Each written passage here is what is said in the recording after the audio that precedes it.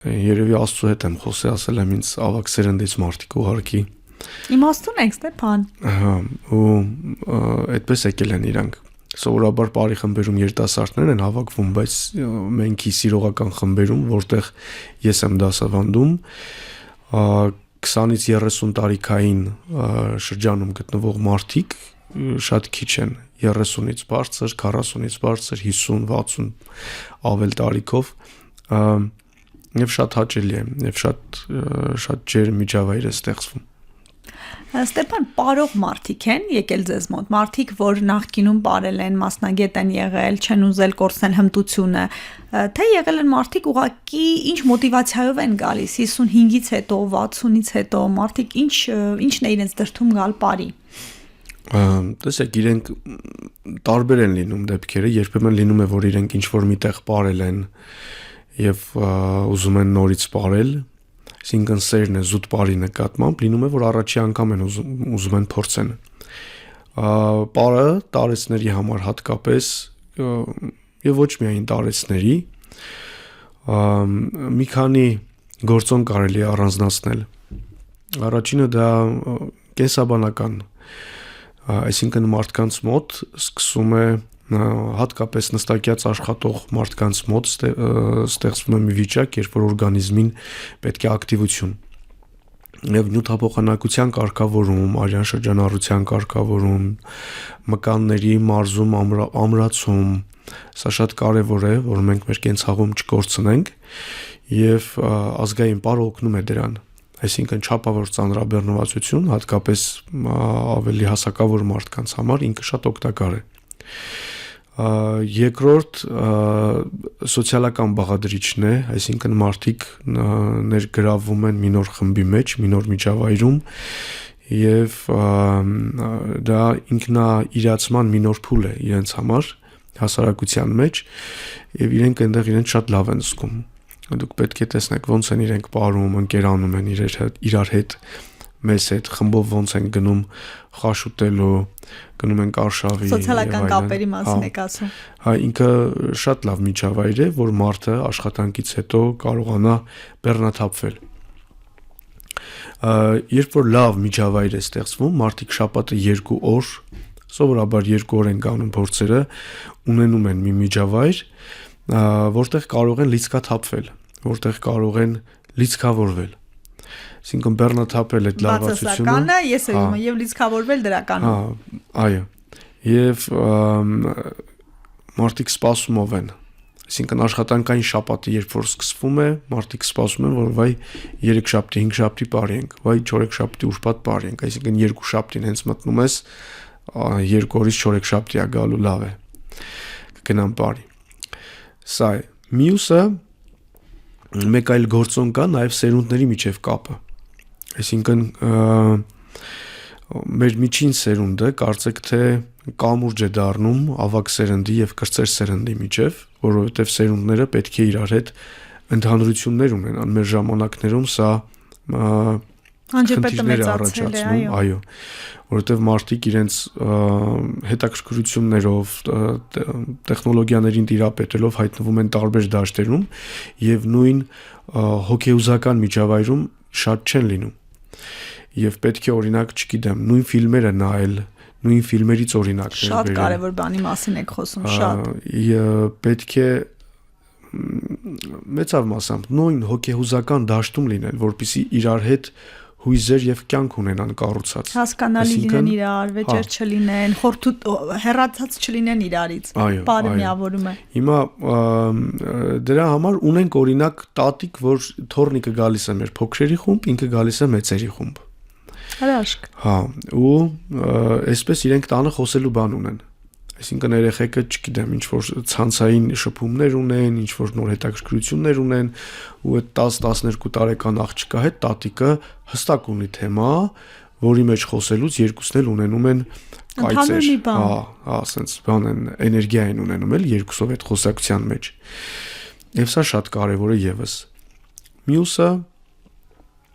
ինձ թվում է նաև ազգային ինքնության Դրան դեռ կանրադառնանք։ Գիտեք, դուք խոսում էիք անպայման կանրադառնանք պարհերիք չի դեռ մի բան էլ ազգային։ Պահել եմ այդ հարցը։ Գիտեք ինչի մասին եմ ուզում խոսենք։ Հակադրելով արհեստականորեն թե ոնց, եկեք պարը հարկադրենք սպորտին, ֆիզիկական ակտիվության այլ ձևերին, այն առումով, որ պարի մեջ մենք երաժշտություն էլ ունենք, չէ՞։ Հիմա ավագ սերունդը հաճախ կնախընտրի յոգան, կգնան սպորտ դահլիճներ, բայց դուք մասամբ սրան անդրադարձակ, բարի ժամանակ թեթև ծանրաբեռնվածություն է, բայց նաև երաժշտության գործոնը, ռիթմի մենք անտեսում ենք ուղեղի աշխատանքի վրա ինչ կենարար ազդեցություն ունի։ Այո, դուք ճիշտ եք, թեև մարզասրահներում եւս երաժշտություն է լինում, բայց դա մեծ մասամբ տեխնիկական երաժշտություն է կամ բարձր ռիթմիկ երաժշտություններ են դնում, տեսեք, ուղակի մարզանքներ անելով, մարզվելով ինքը այո, շատ օգտակար է, բայց նաև ինքը այստեղ հուզական դաշտի մաքրումն ու լիցքավորումն է դրական էներգիայով, այսինքն եւ հայկական ռիթմերով, եւ հայկական շարժումներով, եւ հայկականության մեջ լինելով, կարծում եմ հատկապես լիցքավորում է։ Կարծում եմ հատկապես ավելի հասակավոր մարդիկ իրենց ավելի բնական կզգան։ Հետո ակունքներին հետ գալու խնդիր ունեն, չէ՞։ Որովհետև իրենք ավելի մոտ են արմատներին, քան թե նոր ծնվող սերունդը, հա, այսինքն ծառի ճյուղերն են, բունը ավելի մոտ է արմատներին, քան թե ճյուղերը, չէ։ Հիմա նույն առումով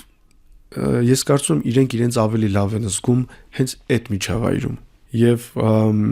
ես կարծում եմ, որ նույնիսկ ակտիվության մեջ պետք է սեփական տեսակին հարազատ մնալ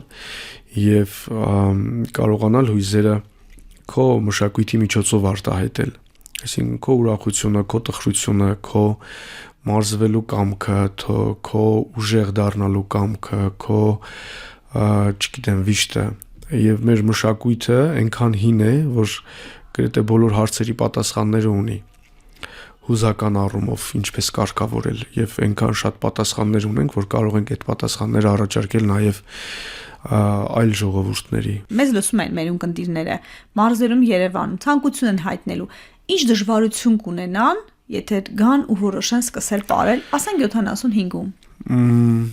Ինձ թվում է առաջի դժվարությունը պետք է համարել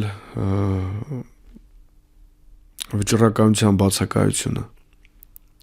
Երբ որ առանց ամաչելու, առանց կաշկանդվելու որոշեն, որ մենք պետք է գնանք սրանով զբաղվենք։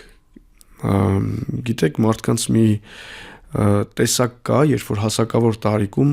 մի տեսակ իրենց կյանքը սկսում են դիտել իրենց զավակների եւ թոռների կյանքի մեջ։ Եվ իրենք իրենց անձնական կյանքը գրեթե չեն վարում։ Եվ սա ես կարծում եմ, որ կյանքը հենց ապրելու մեջ է։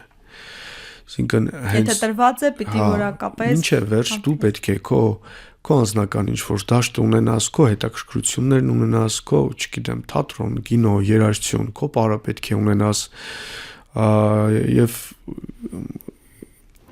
եւ դա կարծում եմ շատ ավելի առողջ է։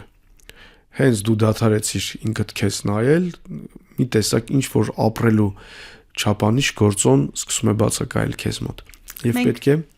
վճռական գնալ, համարձակ ցանկություն հայտնել, որ ես գնում եմ, սկսում եմ պարել ու կարևոր չի ինչքան կստացվի։ Այսինքն այս մեր ազգային պարերի մեջ մենք ունենք հսկայական ընտրություն եւ ունենք համայնքային պարեր, ունենք ռազմական պարեր, աշխատանքային պարեր եւ այլն, եւ մարդիկ պարում են ըստ իրենց կարողությունների։ Կան ընդհանրապես չպարող մարդիկ, Ստեփան։ Մարդ, որ այդպես է ռիթմի զգացողությունն այն չէ։ Այո, կան։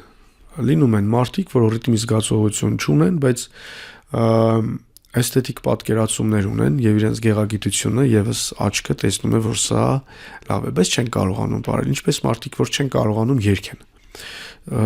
Սա եւս տարբերակ է, սա եւս լինում է, պատահում է, բայց սովորաբար ժողովրդական պարը ինքը ասացիք դերաբաշխումների ավանդական բոլորին մի բան տանը։ Տեսեք, եւ յուրաքանչյուր մարդ նույն պարը տարբեր տարիքում տարբեր ձև է պարում։ Եվ ինքը նույն տարիքում նույնիսկ կախված իր տրամադրությունից, կախված իր չգիտեմ, ընտանեկան միջավայրից ինքը այլ կերպ է ապրում։ Հասկանում եք, հոգեուզական վիճակից։ Կոմիտաս վարդապետն ասում էր, որ թեև մենք ապրելուց մեր շարժումներն ենք անում ոնց որ, բայց ակամա մատնում ենք մեր ներքին աշխարհը։ Այսինքն մենք մեր շարժումների միջոցով մեր հոգեաշխարհը արտահայտում ենք եւ ինչպիսին որ լինում է քո հոգեուզական դաշտը տվյալ պահին, այնպիսի բար դու ես ապրում, ինչպես ու նաև ֆիզիկականը դա իհարկե, բայց նույն գյովնդը ապրում են եւ տարեցները եւ երիտասարդները, նույն ասենք քոչարիները ապրում են եւ տարեցները եւ երիտասարդները, տարեցները ավելի իմաստություն են մտցնում դրա մեջ, երիտասարդները ավելի էներգիա, եւ ստացվում է երկուսի բանով միացումով ստացվում է մեզ մոտ մի հատ իմաստուն էներգիա, այսպես ասած։